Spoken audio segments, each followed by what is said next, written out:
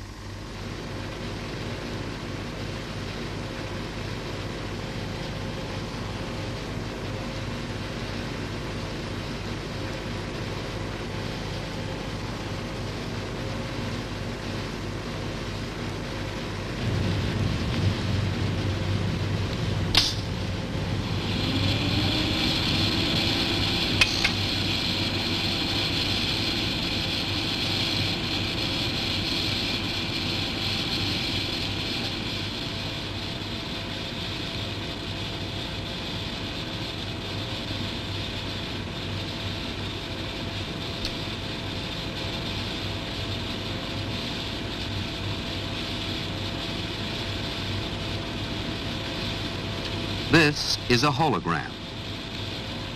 Holograms have little in common with traditional photographs, except that both use film.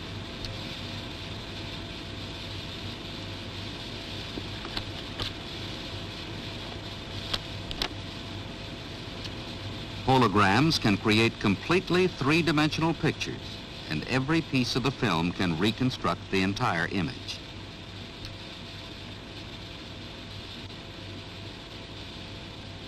In order to understand holography, you have to understand something about waves. When waves meet, their effects are additive. When 2 crests meet, we get an increased effect. But when crest meets trough, their effects cancel out. This interference effect is important in holography.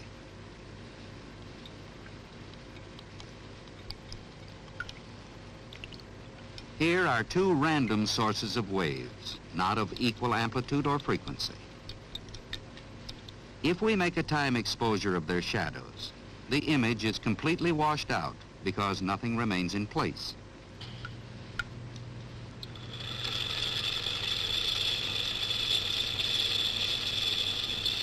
Here are 2 pure wave sources of equal amplitude and frequency.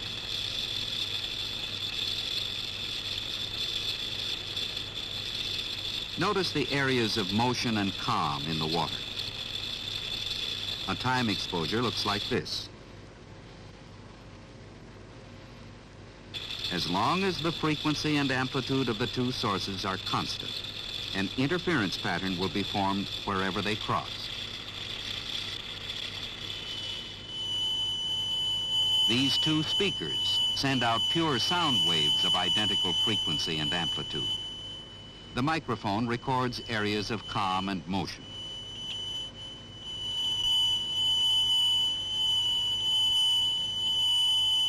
If we could see the three-dimensional interference pattern caused by the two sound sources, it would look like this. Light also travels in waves. What happens when two light beams cross? Interference of light waves should produce bands of light and dark, but we see none. In general, when two white light beams cross, no visible interference pattern is produced. A red filter will help to make the light monochromatic. Even this highly filtered light, however, is not monochromatic enough to produce a noticeable interference pattern. Let's examine the light source. While our water and sound waves are in step with one another, the light bulb produces light of many wavelengths, which are not in step with one another.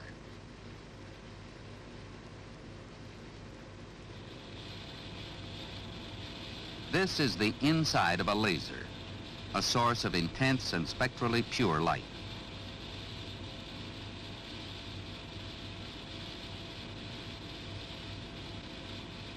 The laser emits light waves more monochromatic than any filtered light source.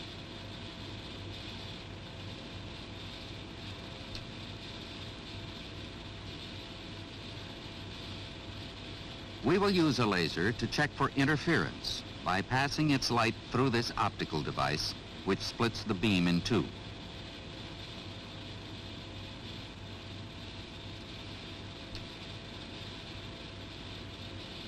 The interference should appear as bands of light and dark.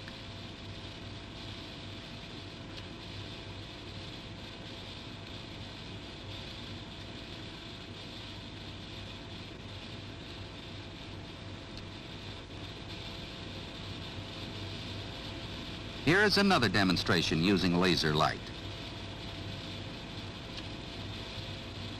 A partially silvered mirror allows half of the light to pass through while the rest is reflected. Where the two beams of light cross, we will place a film.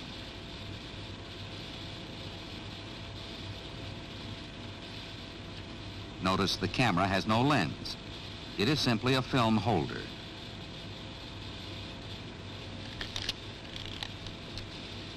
This will be the path of the light.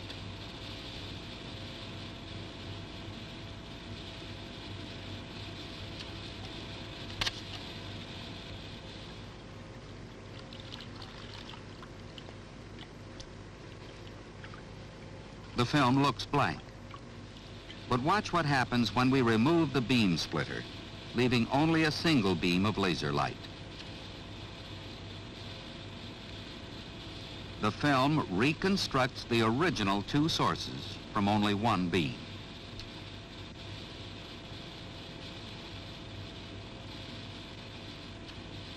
How did this happen?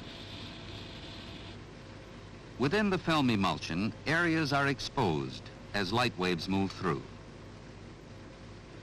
Where the wave fronts cross each other, the silver emulsion is exposed. The developed emulsion is essentially a thick diffraction grating.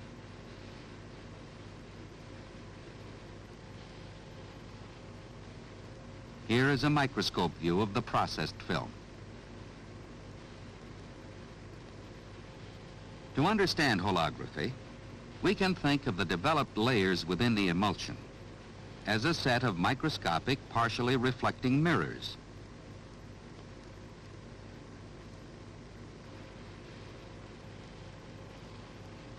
This film was exposed with two beams interfering with a third. Now, by passing one beam through the film, the two other beams are reconstructed.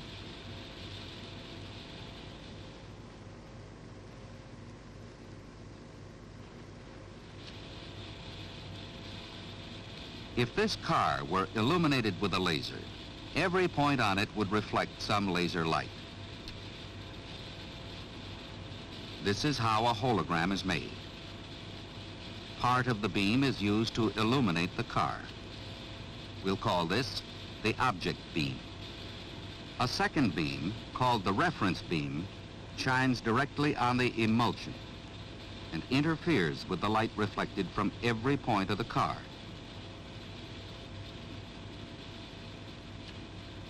The exposure must be made on an absolutely motionless surface.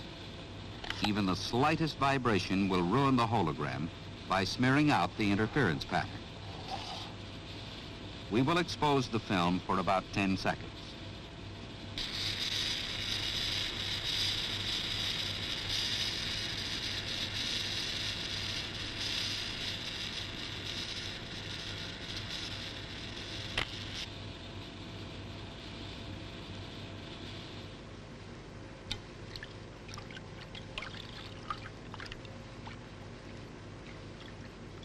The film looks blank, but through a microscope we can see interference patterns which bear no resemblance to the real car.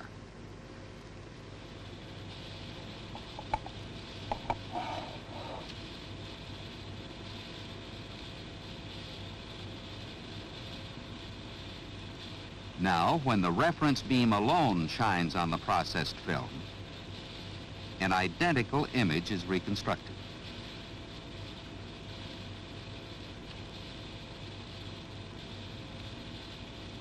Here is an explanation of what happened inside the emulsion. The reference beam from the left interferes with each reflected light beam from the car, creating an interference pattern.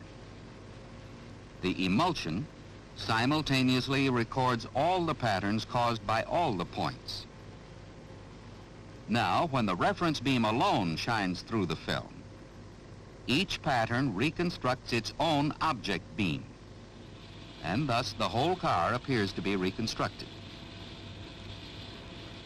What would happen if the emulsion had been here, between the source and the object? In this case, the interference produces what is known as a standing wave pattern.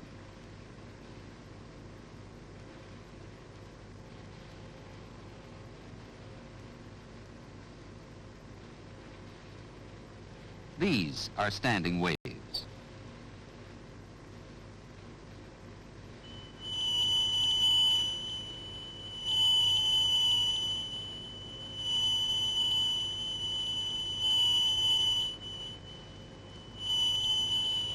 Therefore, if the light shines through the film and reflects back from the coins, there will be standing waves of light set up in the emulsion. Laser light will shine through the film and reflect back from the coins.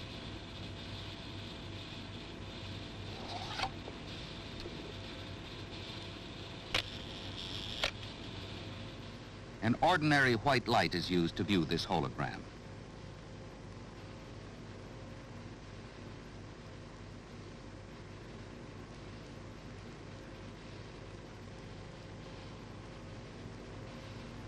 Why does white light reconstruct this kind of hologram?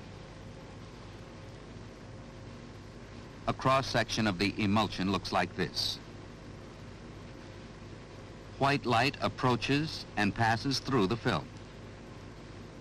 The mirror planes are spaced to reinforce only the wavelength used to make the hologram.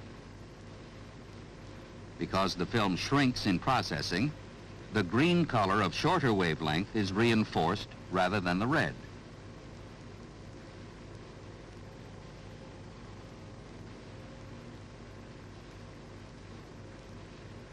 Here is another white light hologram.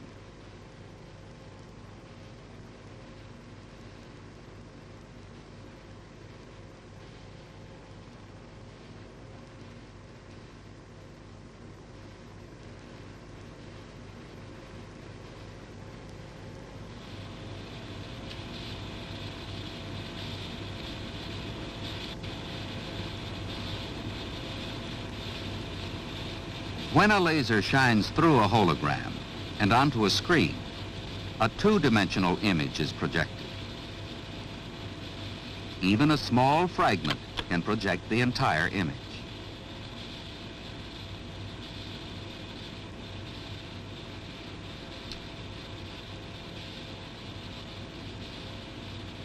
Holography is an efficient data storage medium, which may soon outdate traditional microfilm.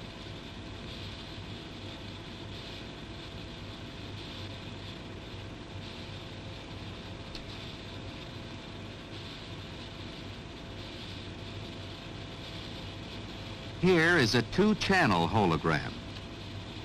Two scenes have been recorded at different angles on the film. The channel is selected by tilting the film. The lens in the holographic reconstruction actually works.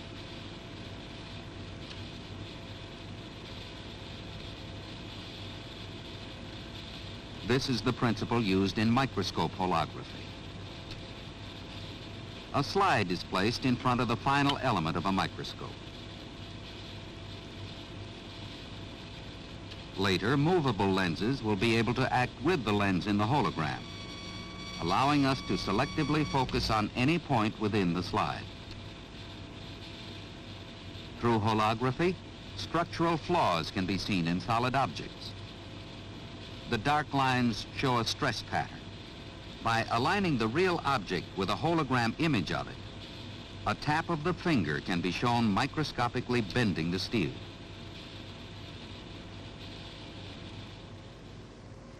This circular hologram was made by surrounding the object with a strip of film.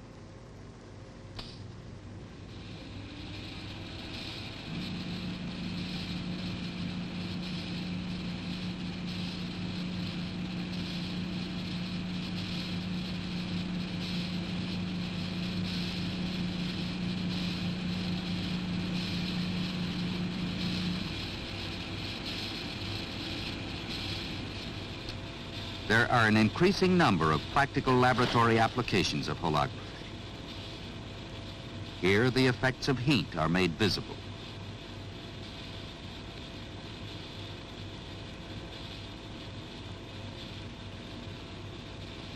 Even very subtle heat effects are clearly visible.